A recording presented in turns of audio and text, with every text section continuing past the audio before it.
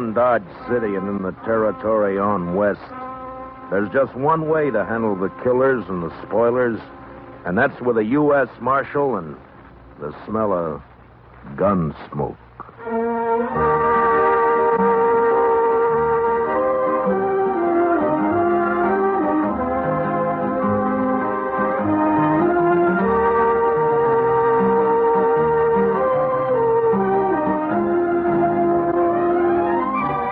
Gunsmoke, starring William Conrad.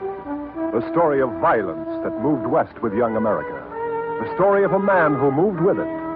Matt Dillon, United States Marshal.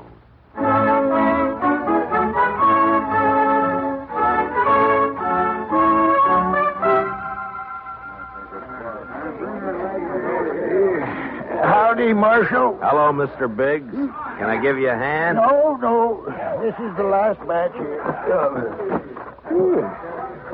Hey, wait till the flies get to these buffalo hides in the morning. Be enough vultures overhead to keep the place from shade for a week. Yeah. You'll sure have your hands full by tomorrow night. It looks that way. When these boys turn them hides into cash, they'll bite the corks out of every bottle in town. And some of them look mean enough sober. Yeah. Well, you better bed down and get some sleep, Mr. Biggs. Where are your boys? I don't know. Jeff had some trouble with a dry axle up near Pawnee Rock, and Boaz stopped to help him fix it, but they shouldn't be this long behind me. Well, if I see him, I'll tell him where to find him. You can tell Jeff, but Boaz ain't even going to hear you. Why? What's the matter with him? Oh, he's riding higher than an eagle. You know that white buffalo you've been hearing about? The albino? Mm-hmm. Well, it's just Indian talk. Oh, you think so, huh? Well, if it is, Boaz sure shot himself a mighty scared buffalo. White as borax. That ought to fetch a price. Hey, anybody seen Marshal Dillon? Over here, Chester. You better saddle up, Mr. Dillon. What's the matter, Chester? Indian trouble. 2 men dead and a couple of wagons burned up out there. I found this. A war rattle made out of buffalo toes. Arapaho. Well, they haven't been making any trouble. Well, these did. I was topping a hill when I saw the wagons go up in fire. It was Indians, all right. I saw one ride off. That's funny. I never heard of Arapahoes attacking at night. How far out, Chester? 10 mile, maybe, toward Pawnee Rock. Pawnee Rock? Marshal, my sons was coming from there. Easy, Mr. Biggs. Lots of wagons in the territory. Marshal, I didn't see another wagon between here and Pawnee except the ones we had, but the Indians killed my boys. There's only one way to make sure, Mr. Biggs. Saddle up and ride over to my office. I'll be with you as soon as I can get my horse.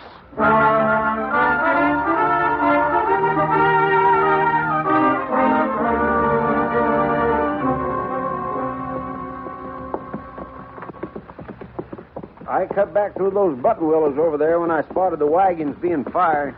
We must be close to it, then. Just over there. Right down yonder. See him? Yeah. I see him. We rode up and dismounted. The last glint of hope in Mr. Biggs' eyes died. His boys were there, all right. And it wasn't nice to see. Kill him. I'll get him, please. I'll murder every redskin in the territory. We got to bring your sons in, Mr. Biggs. You know what the morning's going to be like. You don't want to leave them out here. Now, come on. Hey, look. Down there by the stream. Yeah, 4 of them. And they're not saddle horses. Mr. Biggs. Mr. Biggs. You recognize those horses down there? Yeah. I know them. Teams belong to Boaz and Jeff. Indians must cut them loose from the wagons before they fired. Doesn't that seem curious to you, Chester? In what way, Mr. Dillon? Why didn't they take the horses with them? Yeah. What are you thinking, Marshal? No burned hides in those wagons. So they stole them. Yeah, they stole them. But Boaz and Jeff both have their rifles there beside them, and the horses are left behind, too. Horses and guns are the first things Indians would go for. What are you looking for, Mr. Dillon? Those buffalo hides weren't carried off without wagons. Yeah, here. Marks the 2 other wagons here, and they're fresh. I didn't see any other wagons, only these. Well, they'd finished and gone before you got here, Chester. Well, yeah, but I'd have caught up to any wagons on the trail to Dodge. Did you go by regular trail? Well, no, I figured the Indian I saw wasn't alone. I didn't want to get bushwhacked further on. You didn't see any Indian, Chester. But, Mr. Dillon, just as plain No Indian would leave guns and horses. This job was done by white men. It didn't take anything that could be recognized or identified. You mean somebody's in Dodge by now? With the hides my boys worked and sweated to get? I'm afraid so, Mr. Biggs. Oh, there'd be more than 300 buffalo hunters there by morning. Could be any of them. We'll find the right ones. Oh, how? The albino. Whoever killed your sons will have that white buffalo hide.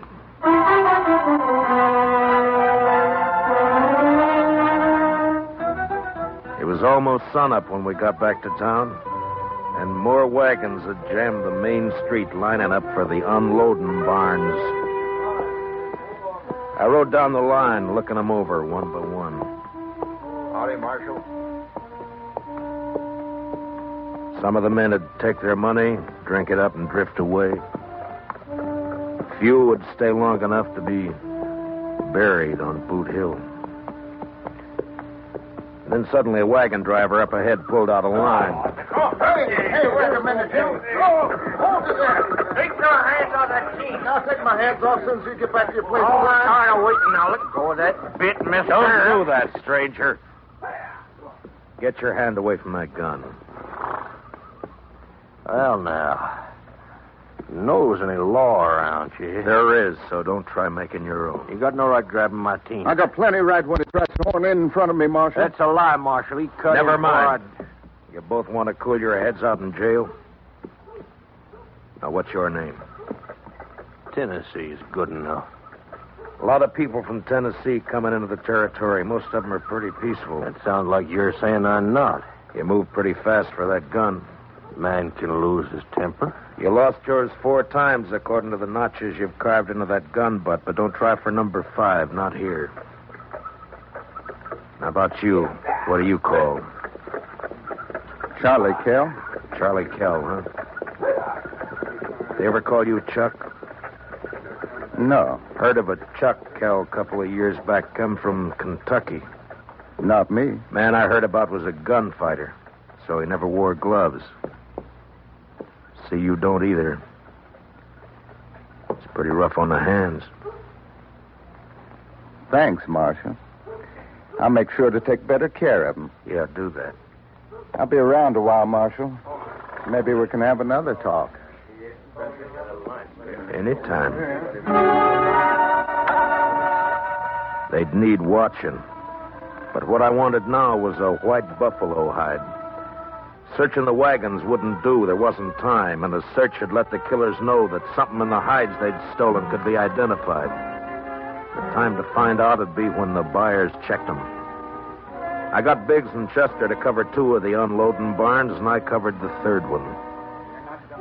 And then finally daylight came, and the haggling started. Son, you want to sell those hides? Better learn how to handle your skinning knife a little better. They're as good as any. And full of holes they ain't. Give you $4 a hide for the bunch. You gave that last fellow 8. He looked tougher than you. 6. I'll take 6. 4. Take it or leave it. You think you can rob me, mister? Watch your mouth, boy. Here, none of that. Let me go! Easy, son. Go! Let me have that gun just so you won't be tempted. There, that's better. Give me that. Give it back. You can pick it up at my office whenever you're ready to leave town. Yeah, you look like a city boy to me. Where are you from? St. Louis? None of your business. When something's got you beat, son, there's no shame to admitting it and going home. Sometimes that takes a real man. Don't tell me what to do. Why don't you watch your own job? Why don't you leave me alone, Marshal? I ain't got a white buffalo hide. What'd you say, boy? You heard me. What do you know about a white buffalo hide? What everybody else knows. That you're looking for one. Everybody in town knows it. How? Because the old man whose sons were bushwhacked is all liquored up over at the other barn, shooting off his mouth.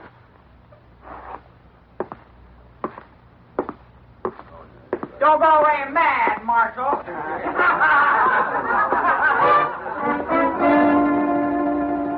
Mr. Biggs wasn't at the barn where I'd left him. I cut through an alley to Front Street and headed for the saloons. I never got to him. Mr. Dillon?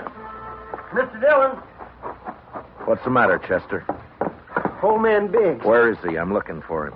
Well, he was over by the barn I was watching, drunk, going through the wagon. Yeah, I know about that. I was trying to get him to go back to his own barn, but all of a sudden, he took off. For where? I don't know, but there was one wagon he was watching in particular. The driver walked away from it with a package of some kind. That white hide? It could have been, I don't know, but Big sure thought so. He lit out after the fellow with blood in his eye. Which way? Down there where the boy's been hitching the empty wagon. Well, let's go. Old boy's drunk enough to make trouble. He's liable to kill somebody. Or get killed.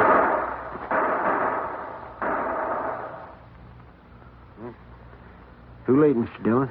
Yeah. It came from there behind that row of wagons. You stay here, Chester. Be careful, Mr. Dillon. When I rounded the corner wagon, Mr. Biggs was sprawled across a wagon tongue, his eyes dead and open, staring at the ground.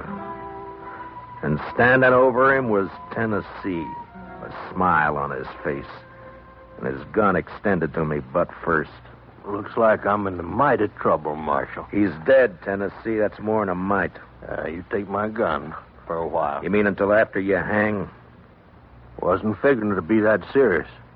Not when a drunk follows me out here and throws down on me. If you're figuring on self-defense, forget it. Look at his gun. It isn't even cocked. Well, it's out of his holster, Marshal. That's enough. Law don't say I have to wait till he kills me. You'll have to make a jury believe that. No, you shouldn't have much trouble doing that, Marshal. What are you doing here, Mr. Kell? Oh, I just happened to follow Tennessee out here. Why? Well, you broke up our little argument in town. Thought I'd get him alone here. See if maybe he was still nursing a grudge he wanted to settle. But the old man beat me to it. Now, Tennessee here ain't exactly a friend of mine, as you know, but I hate to see any man hang when he ain't guilty. Is that your personal verdict, Mr. Kell? That's right, Marshal. The old man threw down on him, and Tennessee had to kill him in self-defense. Chester, Yes, sir, Mr. Dillon? which one of them had the package? This one. This is the fellow the old man was after. All right, Tennessee, where is it? I don't know anything about a package. Look in the wagon, Chester.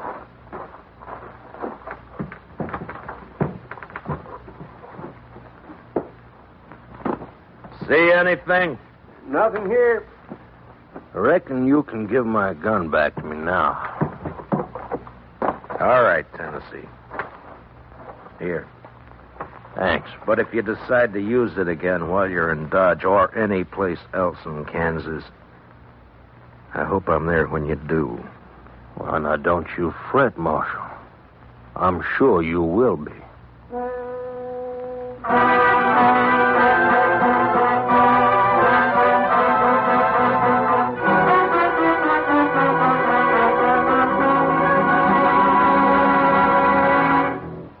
We will return for the second act of Gunsmoke in just a moment.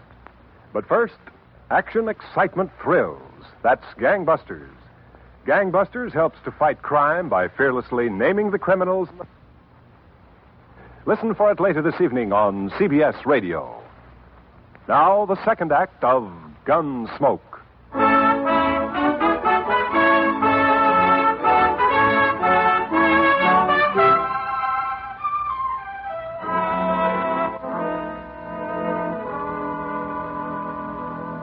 Just before sundown, we buried old man Biggs and his two sons up on Boot Hill. By the time the service was over and I rode down, darkness had fallen. and everything was going full blast. The town was roaring. Seemed like a good man, old Biggs. He was, Chester. So were his boys. Yeah, but there are too many men like Tennessee and Cal coming in, Mr. Dillon. They won't last, Chester. They'll keep coming, but they won't last. They'll take a gun and go against a man, but they won't sweat. They won't take root and build. We still going to look for that hide? Yeah. Well, just what do you want me to do, Mr. Dillon? Tennessee and Kell will be in town, but their wagons are back there with the other empties. Ride back and look them over. Well, they might have had somebody carry that package off for them. It might be, but they don't seem like partners, Mr. Dillon. From what I heard, you stopped them from gunfighting. Took more than one man to kill the Biggs boys, and more than one man and more than one wagon to cart the hides in. Well, you mean they staged that trouble just for you? Just for me. After they heard I was looking for that white hide. Well, why do you figure that, Mr. Dillon? When gunfighters start for their guns, nothing stops them, Chester. They both started, but they both stopped. I reckon you better take a look through those wagons. Yes, sir, Mr. Dillon. Where'll I meet you? I'll be checking the saloons.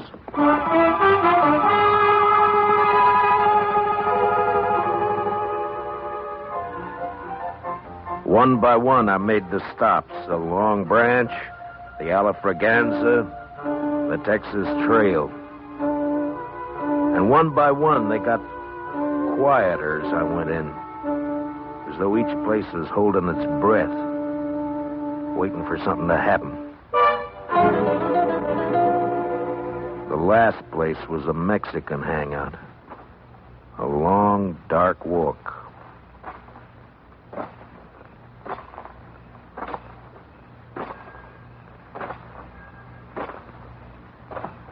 Hello, Marshal. Can't see me, can you, Marshal? No. No, I can't see you, son. Too bad. Because I got another gun. They sell them around here. And I ain't going back to St. Louis. You'll fire once, son, and if you don't kill me with that, and I'll kill you.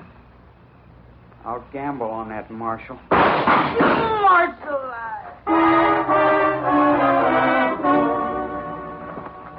He lurched from the shadows into the street, staggered, and fell. And then he rolled over on his back, and his eyes struggled for a minute like they were trying to remember something. And then he went blank. Well, he was right about one thing. He wasn't going back to St. Louis. Well, what do you know? The marshal's real handy with a gun. Stay out of this, Kel. But I may have something to talk over with you later.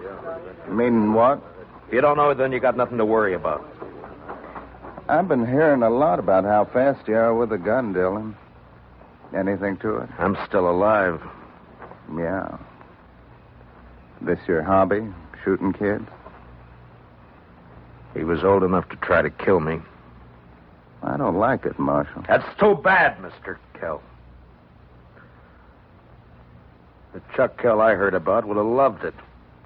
They said he'd killed 2 kids under 16, one of them his own brother. No, you didn't hear the whole story, Marshal. The Kell you heard about killed a marshal, too.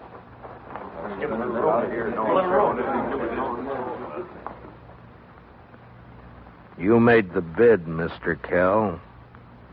And you got a gun. Use it or I'll take it away from you. Come and get it. Anytime. Here it is.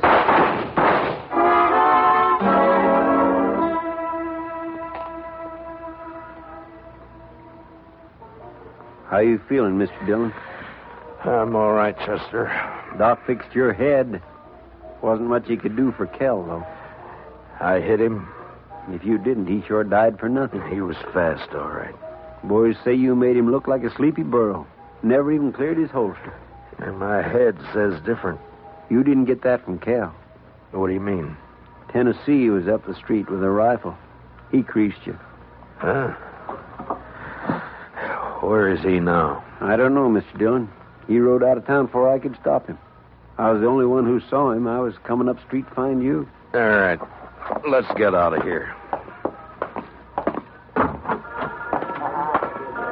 Did you find anything in the wagons? No, sir. But I found Tennessee's wife. Wife? That's right, Mr. Dillon. In a small wagon next to his. He's a squaw man. His wife's an Indian girl. Well, let's find her.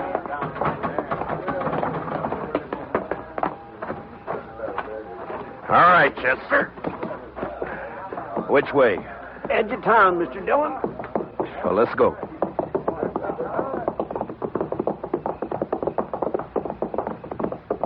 You talked to the wife? Yes, sir. Found out Tennessee and Kel were friends, all right. They left her here night before last and arranged to meet her here today. She said they were driving empty wagons when they left her. Ask her what tribe she belonged to? Didn't have to ask, Mr. Dillon. I could tell by her beads. She's an Arapaho.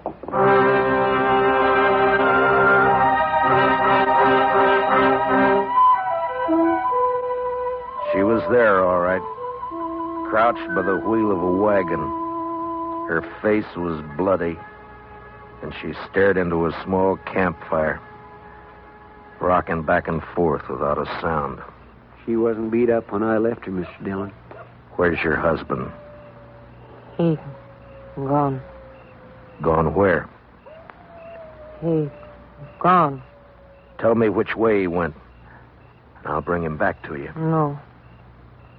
You lawman. Your husband had a white buffalo hide, didn't he? Tell me. No. Other man killed white buffalo. Then your husband took the hide away from him? Well, he buy. He buy hide. He didn't buy him. He killed 2 men to get him. He killed with Indian paint on his face. He left an Arapaho war rattle. He wants the blame to come to your people.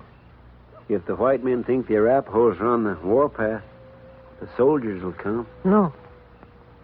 Arapaho, peaceful. Where's the white hide? What'd your husband do with it? He tell me. Bury it. Where? Where's it buried? There. Back there. By tree. Go dig it up, Chester. And then stay with her till I get back. You going after him, Mr. Dillon? Yeah, as soon as she tells me which way. All right, Mr. Dillon. You're white man. No good. Now tell me which way he went. You let him go. He not come back. I can't let him go. If I do, the soldiers will come after your people. He beat you, and he ran away from you. Now he'll bring death to your tribe unless I get him. Where did he go? He ride to where moon sleep. I rode east. Tennessee had about an hour's start, but I figured to make up most of that before sunrise. The prairie was open and flat except for an occasional roll, and the Arkansas River would keep him from cutting south. His best bet for a fresh horse would be Kinsley, and I rode hard for it. It was just turning daylight when I rode in.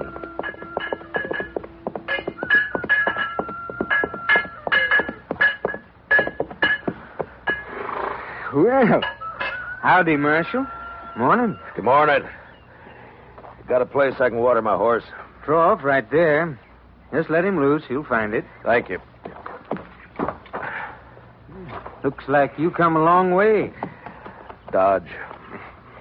Another fella here just a few minutes ago been riding hard, too. He come from up Pawnee way, though. Tall, dark, riding a vinegar roan? Yeah, that's right. You get a fresh horse here? I had to send my boy out the corral to get one for him. He'll be back soon. You mean he's still here in town? Yeah. Asked about breakfast, so I sent him over to the Widow Hilliard's place. Right over there, across the road. Thank you. I'll be back.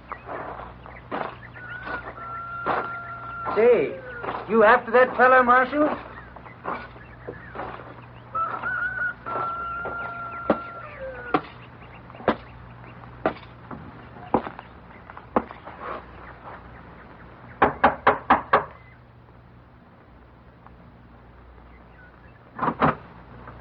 Yes? Understand you're serving breakfast, ma'am. Why, sure thing, Marshal. Dillon! That's right. Give me a clear way out the door, or I'll kill you. Come by me, Tennessee. I'll come shooting. That's all right. But just be sure you get me this time.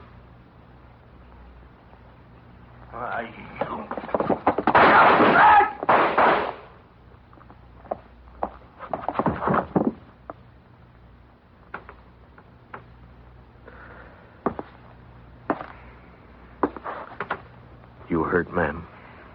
No, I'm all right, Marshal. He looks kind of dead. Yeah. Bad one, hmm? Yes'm. Gunfighter. Thief. Killer. What's your name, Marshal? Dillon, ma'am. Matt Dillon. I'm sorry about... Marshal. When my husband brought me out here 15 years ago, Indians burned this place down 3 times. I'm used to killing. You want to carry him out? I'll go fix you that breakfast.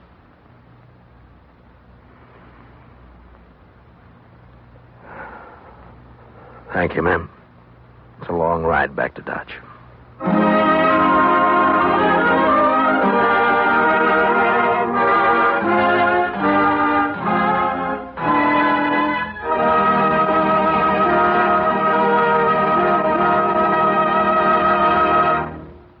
Gunsmoke, transcribed under the direction of Norman MacDonald, stars William Conrad as Matt Dillon, U.S. Marshal.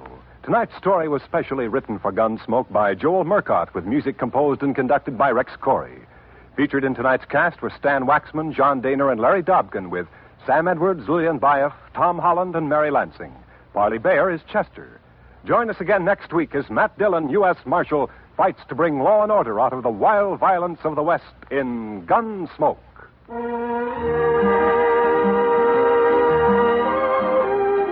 Something new in CBS Radio Newsroom coverage, World News with Robert Trout presents as a special weekly feature an interview with a crack CBS Radio News correspondent.